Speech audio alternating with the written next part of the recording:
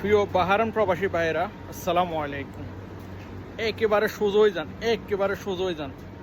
কিছুক্ষণ আগেও এই যে এখান দিয়ে আর্জেন্টিনা সুপার মার্কেটের পাশে যে বিল্ডিংটা আছে, এখানে 5 তলার উপরে উঠি চেক করে ধরে নিয়ে গেছে, দুজনের হ্যাংকাপ করাই।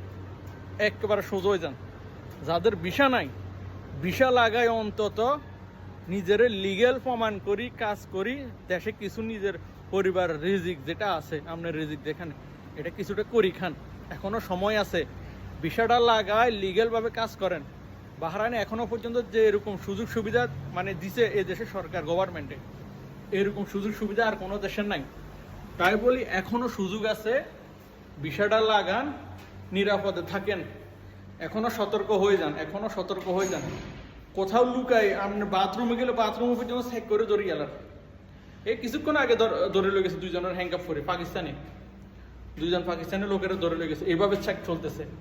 এখনো সময় আছে, একেবারে সোজা যান, ভিসা লাগাই, তারপরে কাজ করেন লিগেল হয়ে। ওকে, আসসালামু আলাইকুম।